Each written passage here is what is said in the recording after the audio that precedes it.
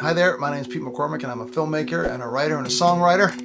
And today I want to talk about Jaws. Jaws was a brutal film to make. 10 days before shooting started, the film lacked a solid cast, a finished script, and a mechanical shark that worked. Not a day went by throughout the entire shoot that the shark didn't somehow malfunction. And Steven Spielberg honestly wondered if he would ever work again.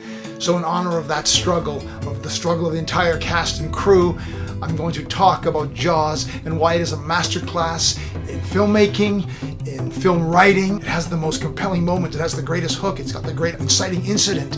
It's got the great halfway point.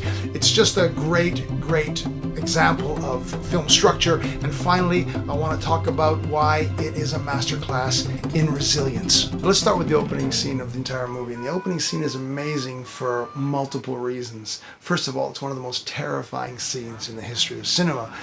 There's a beach party going on with a bunch of teenagers sitting around a campfire, guitar playing. It's the 70s and they're having a great time. A boy and a girl look at each other, get up and run towards the beach to go for a midnight swim. The boy is very drunk and falls back on the beach and can't get his clothes off and lies there and falls asleep. The girl, Chrissy, goes out into the ocean. And what's amazing about that scene is we don't see the shark at all. We don't see it because the shark doesn't work. This turned out to be a huge blessing. Spielberg decided, using Hitchcock as his inspiration, not to show the shark, in fact to have that as an intent. And it worked brilliantly. I'm sure it changed the way Bill Butler filmed the underwater scenes where we see the shark's point of view as it goes through the water behind John Williams' incredible score. But I do want to add this. What this scene is a hook. And whether you're writing a novel or writing a screenplay, the hook is vital. And this hook is one of the all-time great hooks. Now, in the theater, people screamed. Does your hook make anybody scream? That's a good checklist. Yes, it does make everybody scream. Now, it doesn't have to. Different hooks have different meanings, but they must bring us in. We need to compel the reader or the viewer to continue watching. So that scene with one of the great hooks in cinematic history propels us into the next morning in Amity, this small, quaint town on the east coast of the United States, and we meet Chief Brody, played by Roy Scheider, and we see his little life, and he's getting ready for work, and his wife is helping get ready, and his kids are around, and it's a quaint little scene. He gets a phone call saying there's been a missing person. As he's leaving, his wife says to him, "Be careful out there," and he says, "What, in this town?" And off he leaves. It's a great foreshadowing of what lies ahead, and he heads down to the beach to pursue this missing persons report. He's looking along the beach with the kid who was on the beach with the girl that night, and suddenly he hears a whistle from way down the beach, and he runs down the beach, and his deputy is there on his hands and knees trying to not throw up, or is throwing up, and there they see the dismembered hand of Chrissy stuck in the sand, covered in crabs, and we know at that moment that everything in Chief Brody's life is about to change, and that is called the inciting incident. Now he is directly involved, and that's why it's an inciting incident. It is pushing the main character's life forward in a completely unexpected direction. So we've gone from this opening scene with this incredible hook to the next scene, which delivers this inciting incident, which propels the screenplay and the movie forward with incredible power. And here I want to remind writers about the key elements of a scene. All scenes need to shift. In the opening scene, the hook, we have the party, and then it shifts to the shark attack, a huge shift that propels us forward. In the inciting incident, it starts in Chief Brody's lovely little quaint house, and then he goes down to the beach and bam, he finds the remains of this poor girl who was attacked by the shark. A huge shift. Keep looking at your scenes. Are they shifting? There's no exception to this rule as far as I know.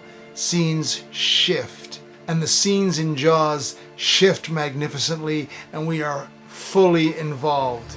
But none of this would have been possible if not for Spielberg's resilience and ability to cope with all kinds of problems coming at him. He has his own inciting incidents, i.e. the shark doesn't work. He has to respond in a certain way, and he keeps making good decisions under pressure. And the best one is to realize we must create fear by not seeing the shark, and that ends up creating a legendary film, and it shows great resilience. And I love this fact because it reminds me to remember that when things are going down in a negative way, the resolution to that problem might be even better than what you had hoped for. So do not give up. This even happened to me on a small scale. When I was making a series for HBO called Sports on Fire, it was a documentary series, a 6-part series where I was making moments in history that clashed with sports into small documentaries. For example, the Nazi Olympics of 1936, where the politics of Hitler met the Olympic Games and Jesse Owens, and that's a great story. But I was doing another episode on steroids, and of course I couldn't get footage of the players, the Major League Baseball players and the NFL players, because I was talking about steroids. And the major leagues were not too open to me getting the footage. So I had to make a choice. How do I tell this story without having any footage of those players? Well, what I chose to do was use pictures of them in more civilian moments. That is to say, when they were in court or when they were discussing steroids before Congress. And I stuck with that very closely. And what I did was I made it look like that was my choice all along. And I would say that looked worse for the major leagues themselves, but worked great for the film. And one of the keys there was to actually find an alternate plan and stick to it, not to mix and match in any kind of awkward way. So Spielberg did the same thing.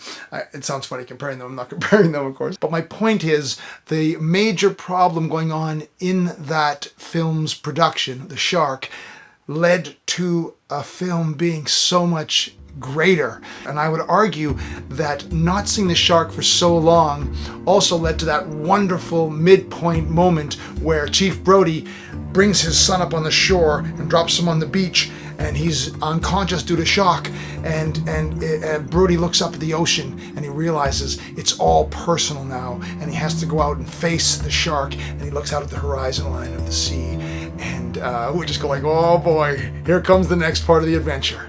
And it's one of the great midpoints of any film, I think, because we don't know what's under that water. We know of it, we know what it can do, but we haven't really seen it yet. And Spielberg's brought us along magnificently all the way, again, because of the problem. When we finally do see the shark for the first time, it head pops out of the water, spoiler, at around the 77-minute mark when Chief Brody, played by Roy Scheider, is dumping the chum into the ocean.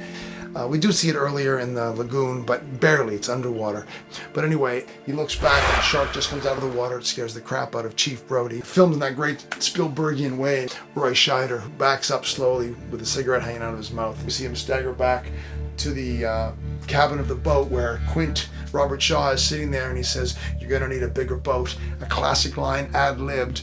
But when that shark comes out, even if it isn't 100% realistic, we are so invested now after 77 minutes of not seeing the shark, but seeing the horror, that a sock puppet could have leapt out of the water and we would have said, "That's enough, I'm terrified." And so much of that comes about because of the resilience of Spielberg and the greatness of Spielberg and the creativity of Spielberg and the crew and the cast who kept pushing forward. Remember that in your projects. This film is full of examples of how resilience and creative thinking and luck made such a huge difference in this film, and it can be the same thing in your life. So that's it. Those are the examples I have to remind you to stay resilient, to remain strong, to remain creative, to remain hopeful when obstacles are coming our way and brutally affecting our creative journeys, our writing journeys, our free-flowing thoughts, or even our lives. Just to remember to stay positive. You never know what great thing might come out of a great problem. You may just end up with something much greater, and that's exciting. So that's the tip of the day. Do not be defeated by the problems you are facing. Believe in yourself and believe in your process. And we'll talk soon. Thanks for dropping by. Subscribe already. And while you're at it, send cash.